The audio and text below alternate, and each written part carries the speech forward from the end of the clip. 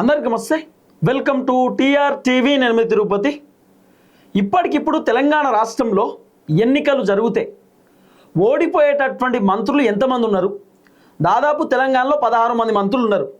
ఈ 16 మంది మంత్రులలో ఏ మంత్రి గెలుస్తాడు, ఏ మంత్రి ఓడిపోతాడు? మరి ఈ మంత్రులు ఓడిపోవడానికి గల రీజన్ ఏంది? ఈ మంత్రులపై ఉన్నటువంటి వ్యతిరేకత ఏంది? మరి జనాలు ఎందుకు వ్యతిరేకంగా ఉన్నారు, కారణం ఏందనేది పిన్ టు పిన్ మనం మాట్లాడుకునేటటువంటి కార్యక్రమం చేద్దాం. నేను ఇప్పటిదాకా సిప్యాక్ సర్వే వాళ్ళతో డిస్కస్ చేసిన. మరి మీరు ఒక రిపోర్ట్ ఇచ్చిరు, 84 సీట్లు బీఆర్ఎస్కి వస్తాయని చెప్పిరు. మరి కాంగ్రెస్ పార్టీకి ఏమో 20, 22, 23 సీట్లు వస్తాయని చెప్పిరు. మరి కాంగ్రెస్ పార్టీలో ఉన్నటువంటి మంత్రులు ఎంతమంది గెలుస్తారు, ఎంతమంది ఓడిపోతారు అని చెప్పి నేను కూడా కొంత డిస్కస్ చేసేటటువంటి కార్యక్రమం చేస్తే వాళ్ళు కొంత బ్రీఫ్ రిపోర్ట్ ఇచ్చారు. అంటే దాదాపు 9 మంది కాంగ్రెస్ పార్టీ మంత్రులు ఇప్పటికిప్పుడు తెలంగాణ రాష్ట్రంలో ఎన్నికలు వస్తే ఓడిపోబోతున్నారట. ఆ 9 మంది మంత్రులు వాళ్ళు చేసేటటువంటి తప్పేంది, ఎందుకు ఓడిపోతారు, రీజన్ ఏంది, ఈ 2.5 సంవత్సరాలలోనే కాంగ్రెస్ ప్రభుత్వం పైన అంత పెద్ద ఎత్తున వ్యతిరేకత ఎందుకు వచ్చింది, ఏం కథ అనేది పిన్ టు పిన్ డిస్కస్ చేసుకుందాం. ఎంతమంది మంత్రులు గెలుస్తారు, ఎంతమంది మంత్రులు ఓడిపోతారు అనేది కూడా నేను బోర్డు మీద ఆల్రెడీ రాసుకున్నా. ఒక్కొక్క పేరు నేను చాలా క్లియర్గా నేను మీకు చెప్పేటటువంటి కార్యక్రమం చేస్తా. ఫస్ట్, ఇప్పటికిప్పుడు తెలంగాణ రాష్ట్రంలో ఎన్నికలు జరిగితే ఓడిపోయేటటువంటి మంత్రులు ఎంతమంది అనేది చూసుకుంటే ఫస్ట్ తుమ్మల నాగేశ్వరరావు ఫస్ట్ ఓడిపోయేటటువంటి సీటు తుమ్మల నాగేశ్వరరావు అయినట. తుమ్మల నాగేశ్వరరావు ఇప్పటికిప్పుడు ఎన్నికలు జరిగితే పక్కా ఆయన ఎమ్మెల్యేగా ఓడిపోతారట. మరి రీజన్ ఏంటంటే తుమ్మల నాగేశ్వరరావు వ్యవసాయ శాఖ మంత్రి. తుమ్మల నాగేశ్వరరావు పైన జనాలు చాలా వ్యతిరేకంగా ఉన్నారు. తుమ్మల నాగేశ్వరరావు వ్యవసాయ శాఖ మంత్రి కాబట్టి రైతు బంధు రాకపోయినా తుమ్మల ఏం చేస్తున్నాడు, రుణమాఫీ కాకపోయినా తుమ్మల ఏం చేస్తున్నాడు, మరి యూరియా బత్తాలు ఇవ్వంటే తుమ్మల నాగేశ్వరరావు ఏం చేస్తున్నాడు, ఏదున్నా వ్యవసాయ శాఖ మంత్రి మీదనే వస్తుంది. రేవంత్ రెడ్డి ఎంత చెప్పినా కూడా చాలామంది వ్యవసాయ శాఖ మంత్రి ఎవరు, తుమ్మల నాగేశ్వరరావు. మరి వ్యవసాయ శాఖ మంత్రి ఏం చేస్తున్నాడు, వ్యవసాయ శాఖ మంత్రికి తెలియదా, వడ్లు కొంటలేరు వ్యవసాయ శాఖ మంత్రికి తెలియదా అని వ్యవసాయ శాఖ మంత్రిని తిడతారు. కాబట్టి ఈ వ్యవసాయ శాఖలో తుమ్మల నాగేశ్వరరావు ఫెయిల్ అయిపోయాడు. మొత్తం వ్యవసాయ శాఖలో తుమ్మల నాగేశ్వరరావు ఫ్లాప్ అయిపోయాడు. కాబట్టి ఇక తుమ్మల నాగేశ్వరరావు పైన విపరీతమైనటువంటి వ్యతిరేకత ఉన్నది. సో ఇప్పుడు తెలంగాణలో ఎన్నికలు వస్తే ఫస్ట్ ఓడిపోయేటటువంటి సీటు తుమ్మల నాగేశ్వరరావు సీట్ అట. సో తుమ్మల నాగేశ్వరరావు మ్యాక్సిమం ఓడిపోయేటటువంటి అవకాశాలు చాలా బలంగా కనబడతా ఉన్నాయి. ఆ తర్వాత కొండా సురేఖ వరంగల్ నుండి పోటీ చేస్తే కొండా సురేఖ ఓడిపోయేటటువంటి ఛాన్సెస్ ఎక్కువ ఉన్నాయట. కొండా సురేఖ పర్కాల నుండి పోటీ చేస్తే గెలిచేటటువంటి అవకాశాలు దాదాపు 95% ఉందట. కొండా సురేఖ వరంగల్ నుండి పోటీ చేస్తే ఓడిపోయే అవకాశాలు, పరకాల నుండి పోటీ చేస్తే 100కు 100% ఆమె గెలిచేటటువంటి అవకాశాలు బలంగా కనబడతా ఉన్నాయి. ఇన్ కేస్ కొండా సురేఖ వాళ్ళ బిడ్డ కొండా సుష్మిత పరకాల నుండి పోటీ చేసినా కూడా ఆమె కూడా గెలిచేటటువంటి అవకాశాలు ఉన్నాయి. కొండా మురళి పరకాల నుండి పోటీ చేసినా కూడా గెలిచేటటువంటి అవకాశాలు బలంగా ఉన్నాయి. అంటే కొండా మురళి ఫ్యామిలీ నుండి ఎవరు పోటీ చేసినా కూడా పరకాల నుండి పక్కా మంచి మెజారిటీ తోటి గెలిచేటటువంటి అవకాశాలు ఉన్నాయి. కాబట్టి ఇక కొండా సురేఖ 50-50 ఛాన్సెస్ వరంగల్లో, కానీ పరకాల్లో పోటీ చేస్తే ఆమె 100% గెలుస్తుంది అనేది కొంత వినబడుతున్నటువంటి ఓ సర్వే రిపోర్ట్. ఆ తర్వాత పొన్నం ప్రభాకర్ కూడా ఓడిపోయేటటువంటి అవకాశాలు 50-50 ఛాన్సెస్ ఉన్నాయట. ఎందుకంటే పొన్నం ప్రభాకర్ ఆయన పైన రకరకాల ఆరోపణలు వస్తూ ఉన్నాయి. ఆ పొన్నం ప్రభాకరు ఏదైతే ఆర్టీసీకి సంబంధించినటువంటి వ్యవహారంలో పొన్నం ప్రభాకర్ పైన రకరకాల అంశాలు, అంటే ఆర్టీసీ కార్మికులు ధర్నా చేయడం, తర్వాత డ్రైవర్లు కండక్టర్లు అందరూ ధర్నా చేయడం, ఇవన్నీ కూడా కొంత పొన్నం ప్రభాకర్కి వ్యతిరేకమే. రాబోతున్నటువంటి ఎన్నికలలో పొన్నం ప్రభాకర్ కూడా కొంత ఓడిపోయేటటువంటి అవకాశాలు కూడా ఉండొచ్చు అనేది కొంత వినబడుతున్న చర్చ. అంటే పొన్నం ప్రభాకర్ స్టార్టింగ్లో బాగానే పనిచేస్తుండు, కానీ పోతుండే పొన్నం ప్రభాకర్ గ్రాఫ్ కొంత డౌన్ అవుతూ వచ్చింది. పొన్నం ప్రభాకర్ ఉచిత ప్రయాణంకి సంబంధించినటువంటి వ్యవహారంలో చాలా అద్భుతంగానే పనిచేసింది, కానీ ఆర్టీసీకి మెయింటెనెన్స్ విషయంలో పొన్నం ప్రభాకర్ ఆర్టీసీని హ్యాండిల్ చేసేటటువంటి విషయంలో పొన్నం ప్రభాకర్ అంతా ఇబ్బంది పడిపోయిండు అనేది కొంత వినబడుతున్నటువంటి అంశం.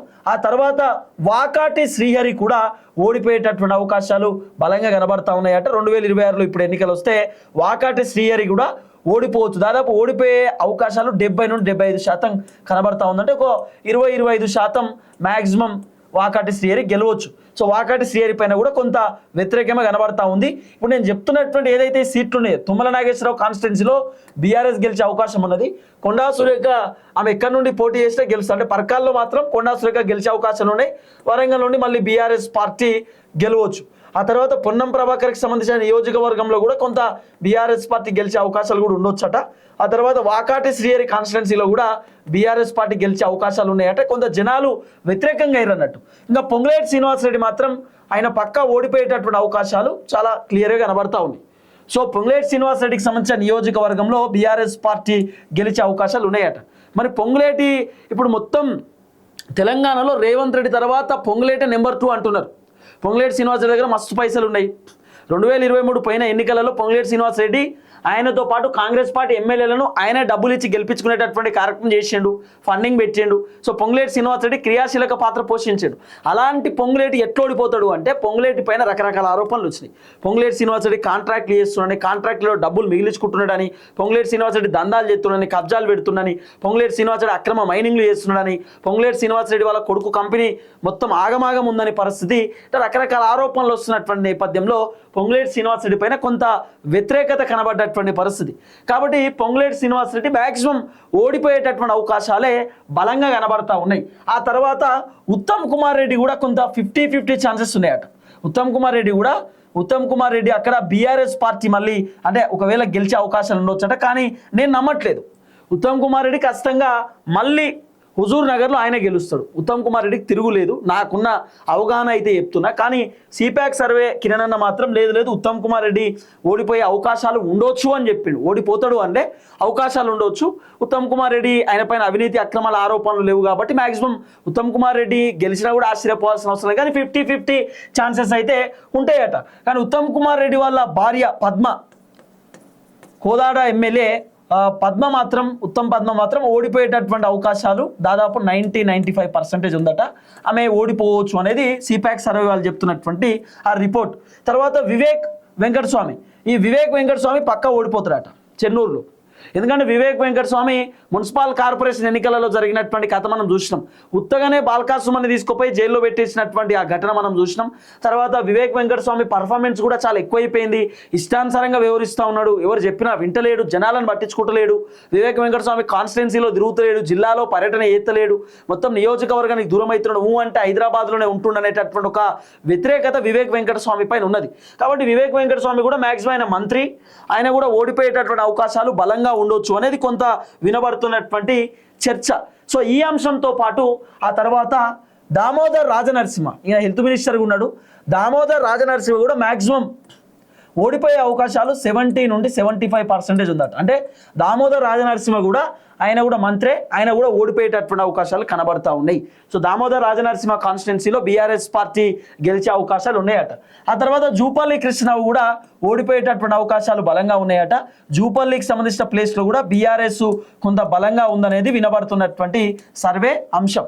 సో మొత్తానికి 9 మంది మంత్రులు ఇప్పటికిప్పుడు తెలంగాణలో ఎన్నికలు జరిగితే ఓడిపోయేటటువంటి అవకాశాలు ఉన్నాయి అనేది కొంత వినబడుతున్నటువంటి చర్చ. ఈ 9 మందికి సంబంధించినటువంటి ఇది రిపోర్ట్. ఇక గెలిచేటటువంటి మంత్రులు ఎంతమంది అనేది కూడా ఒకసారి అది కూడా మనం మాట్లాడుకోవాల్సినటువంటి అవసరం ఉంటుంది కదా. ఇప్పుడు ఓడిపోయేటటువంటి వాళ్ళే కాకుండా గెలిచేటటువంటి వాళ్ళ గురించి కూడా మనం డిస్కస్ చేసుకోవాల్సినటువంటి అవసరం ఉంటుంది. ఈ 9 మంది ఓడిపోతారు. తుమ్మల నాగేశ్వరరావు, కొండా సురేఖ, పొన్నం ప్రభాకర్, వాకాటి శ్రీహరి, పొంగులేటి శ్రీనివాసరెడ్డి, ఆ తర్వాత ఉత్తమ్ కుమార్ రెడ్డి, వివేక్ వెంకటస్వామి, దామోదర్ రాజనరసింహ, జూపల్లి కృష్ణరావు. దీంట్లో 50-50 ఛాన్సెస్. కొండా సురేఖ వరంగల్ నుండి పోటీ చేస్తే 50-50 ఛాన్సెస్, పర్కాల నుండి పోటీ చేస్తే 100% గెలుస్తుందట. పొన్నం ప్రభాకర్ 50-50 ఛాన్సెస్ ఉన్నది, గెలవచ్చు ఓడిపోవచ్చు. పొన్నం ప్రభాకర్ పైన ఉన్నటువంటి వ్యతిరేకతను పొడగొట్టుకుంటే పొన్నం మళ్ళీ గెలిచేటటువంటి అవకాశాలు ఉన్నాయి. తర్వాత పొంగులేటి శ్రీనివాసరెడ్డి 50-50 ఛాన్సెస్, గెలవచ్చు ఓడిపోవచ్చు. కానీ ఆయన పైన ఉన్న వ్యతిరేకతను తొలగించుకుంటే పొంగులేటి శ్రీనివాసరెడ్డి మళ్ళీ గెలిచే అవకాశాలు ఉండొచ్చు. ఇంకా ఉత్తమ్ కుమార్ రెడ్డి దాదాపు 70% ఉత్తమ్ కుమార్ రెడ్డి గెలిచేటటువంటి ఛాన్సెసే కనబడతా ఉన్నాయి. కానీ కాస్త ఉత్తమ్ పైన వ్యతిరేకత ఉన్నటువంటి నేపథ్యంలో మరి ఉత్తమ్ కుమార్ రెడ్డి ఆ వ్యతిరేకతను కనుక పొడగొట్టుకుంటే ఉత్తమ్ కుమార్ రెడ్డి మళ్ళీ గెలిచే అవకాశాలు ఉన్నాయి. ఇంకా వివేక్ వెంకటస్వామి అవుట్ రైట్ ఓడిపోతాడు. తర్వాత దామోదర్ రాజనరసింహ అవుట్ రైట్ ఓడిపోతాడు. జూపల్లి కూడా అవుట్ రైట్ ఓడిపోయే అవకాశాలు ఉన్నాయట. సో ఇది ఓడిపోయేటటువంటి స్థానాలు. ఇక గెలిచేటటువంటి అవకాశం ఉన్నటువంటి వాళ్ళు ఎవరెవరు అనేది మనం మాట్లాడుకునేటటువంటి కార్యక్రమం చేస్తే రేవంత్ రెడ్డి ఆయన పక్కా కొడంగల్లో గెలుస్తాడు, దాంట్లో వేరే ఆప్షన్ లేదు. రేవంత్ రెడ్డి ఇప్పటికిప్పుడు ఎన్నికలు జరిగిన 2028 ఎన్నికలలో కూడా రేవంత్ రెడ్డి గెలుస్తాడు. ఆ తర్వాత బట్టి విక్రమార్క 2026 ఇప్పుడు ఎన్నికలు వచ్చినా 2028 ఎలక్షన్ టైం వచ్చినా కూడా ఆయన పక్కా గెలుస్తాడు బట్టి విక్రమార్క. ఆ తర్వాత బట్టి విక్రమార్కతో పాటు ఇంకెవరున్నారు, శ్రీధర్ బాబు కూడా గెలిచేటటువంటి అవకాశాలే బలంగా ఉన్నాయి. ఇప్పటికిప్పుడు ఎన్నికలు జరిగిన 2028 ఎన్నికలైనా కూడా శ్రీధర్ బాబు పక్కా గెలుస్తాడు. శ్రీధర్ బాబుతో పాటు కోమటిరెడ్డి వెంకటరెడ్డి కూడా ఇప్పటికిప్పుడు ఎన్నికలు జరిగినా 2028 ఎన్నికలు వచ్చినా కూడా కోమటిరెడ్డి వెంకటరెడ్డి పక్కా గెలుస్తాడు, వేరే ఆప్షన్ కనబడట్లేదు. అలాగే కోమటిరెడ్డి వెంకటరెడ్డితో పాటు సీతక్క కూడా 2028లో అయినా ఇప్పటికిప్పుడు ఎన్నికలు వచ్చినా కూడా సీతక్క పక్కా గెలుస్తుంది, వేరే ఆప్షన్ లేదు. ఆ తర్వాత ఇంకా వీళ్ళే ఉన్నారు, ఇక కంప్లీట్గా ఇంకెవరు, రేవంత్ రెడ్డి గెలుస్తాడు, బట్టి విక్రమార్క గెలుస్తాడు, ఉత్తమ్ కుమార్ రెడ్డి ఓడిపోతారని వచ్చింది, దామోదర రాజనరసింహ ఓడిపోతారని వచ్చింది, శ్రీధర్ బాబు గెలుస్తాడని వచ్చింది, కోమటిరెడ్డి వెంకటరెడ్డి గెలుస్తాడు, పొంగులేటి శ్రీనివాసరెడ్డి 50-50 ఛాన్సెస్, తుమ్మల నాగేశ్వరరావు, తర్వాత కొండా సురేఖ, అనసూయ, సీతక్క, ఆ తర్వాత పొన్నం ప్రభాకర్, జూపల్లి. సో దాదాపు ఉన్నటువంటి 16 మంది మంత్రులలో 9 మంది ఓడిపోయే అవకాశాలు ఉన్నాయట. 9 మంది ఓడిపోయే అవకాశాలు ఉన్నాయి. ఇక అజారుద్దీన్ తెలుసు కదా, అజారుద్దీన్ మరి ఆయన ఆల్రెడీ నామినేటెడ్ కాబట్టి కొంత చూడాలి. 15 మంది మంత్రులు అయితే ఇప్పుడు ప్రజెంట్ ఉన్నారు, అజారుద్దీన్ నామినేటెడ్ కాబట్టి ఎమ్మెల్సీ నుండి మంత్రి అయింది కాబట్టి అట్లా. సో దాదాపు 5 మంది గెలుస్తారట. ఇప్పటికిప్పుడు ఎన్నికలు జరిగితే రేవంత్ రెడ్డి పైన పాజిటివ్ ఉన్నారు, బట్టి విక్రమార్క పాజిటివ్ ఉన్నారు, శ్రీధర్ బాబు పాజిటివ్ ఉన్నారు, కోమటిరెడ్డి వెంకటరెడ్డి, సీతక్క, ఈ 5గురు మ్యాక్సిమం గెలిచే అవకాశాలు ఉండొచ్చు. దీంట్లో కొండా సురేఖ కూడా మ్యాక్సిమం గెలిచేటటువంటి అవకాశాలే ఉన్నాయి. కాకపోతే 50-50 ఛాన్సెస్ వరంగల్ నుండి, కానీ పర్కాల నుండి కొండా సురేఖ పోటీ చేస్తే ఖచ్చితంగా కొండా సురేఖ కూడా గెలుస్తారు. సో 6గురు మంత్రులు కొంత గెలిచేటటువంటి అవకాశాలు బలంగా కనబడతా ఉన్నాయి. సో మొత్తానికి 8-9 మంది మంత్రులు మాత్రం ఓడిపోయేటటువంటి సిచ్యువేషన్స్ ఉన్నాయట ఇప్పటికిప్పుడు ఎన్నికలు జరుగుతాయి. ఇది సిప్యాక్ వాళ్ళు కూడా చెప్తున్నటువంటి రిపోర్ట్. చూద్దాం ఏం జరగబోతుందో. దయచేసి వీడియో అందరికి షేర్ చేయండి, అందరికీ తెలవాల్సినటువంటి అవసరం ఉంటుంది. వాళ్ళ మంత్రుల పర్ఫార్మెన్స్ ఎట్లున్నది, మంత్రులు ఎంతమంది ఓడిపోయే అవకాశాలు ఉన్నాయి, ఏం కథ అనేది కూడా జనాలకు అర్థం కావాలి కదా. చూద్దాం. అందరికి నమస్తే, థ్యాంక్ యూ సో మచ్. జై తెలంగాణ.